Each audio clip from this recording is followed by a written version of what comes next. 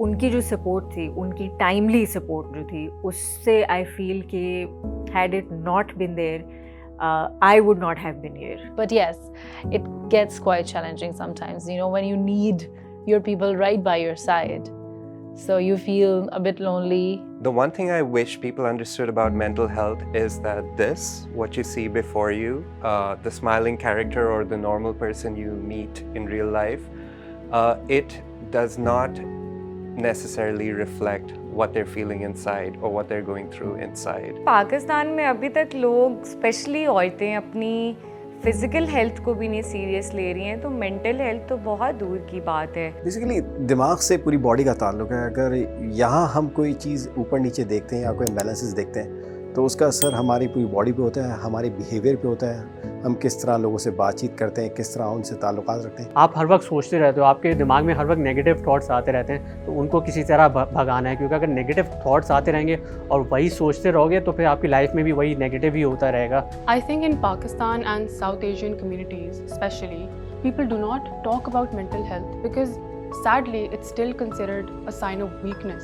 कुछ सालों से मैंने सुनना शुरू किया मेंटल हेल्थ वगैरह, वरना ऐसी तो बहुत सारी चीज़ जो है हम लोग रोज़मर्रा ज़िंदगी में बर्दाश्त कर रहे होते हैं, गुजार रहे होते हैं, दरगुजर कर रहे होते हैं। लोग इस बारे में बात इसलिए नहीं करते क्योंकि अक्सर लोग ये समझते हैं कि मेंटल हेल्थ एक पागल को कहते हैं, लेकिन हम उसको ओन नहीं करते, हम उसको एक्सेप्ट नहीं करते क्योंकि हम डरते हैं कि सोसाइटी क्या कहेगी। एक स्टिग्मा है कि ओहो लोग क्या कहेंगे, ये तो पागल है। लड़कियों के लिए ये होता है कि रिश्ते नहीं आएंगे क्योंकि ये पागल है और उसको मेंटल इशू है।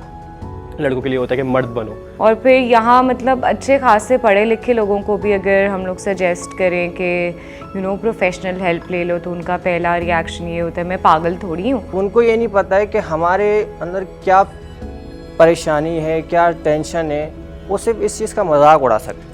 हमारी सोसाइटी में सबसे बड़ा मसला ये है कि अगर कोई बंदा कहता है ना कि मुझे डिप्रेशन हो रहा है तो लोग इसको सीरियस नहीं लेते हैं। So those are the kind of days where you feel helpless, you don't know what to do, but then crying sort of, you know, कहते हैं कि दिल से एक बोझ उतर जाता है। हमारे यहाँ ये भी अंडरस्टैंडिंग नहीं होती कि ये चीज़ें जेनेटिक होती हैं। हमारे लोग जज करते हैं ना, तो लोग फिर अपनी बात नहीं कह पाते। वो कोई बात ऐसी करते हैं, अगर आप किसी से बात करें कि भाई मुझे थेरेपी ले रहा हूँ या मैं कोई किसी मेंटल हेल्थ के लिए अवेयरनेस के हवाले से प्रोग्राम में जा रहा हूँ, तो कहते हैं अच्छा पागल हो गए हो। जो आपकी थॉट्स होती हैं वो बहुत प्राइवेट होती हैं, और जो चीज़ें आप फेस करते हैं उस वक्त वो बहुत प्राइवेट होती हैं। आप सिर्फ शायद अपने पार्टनर के साथ या कोई बहुत करीबी दोस्त के साथ आप ये सब बातें शेयर कर सकते हैं, हर एक के साथ शायद नहीं कर सकते, because you are very vulnerable at that point in time. But we can change it.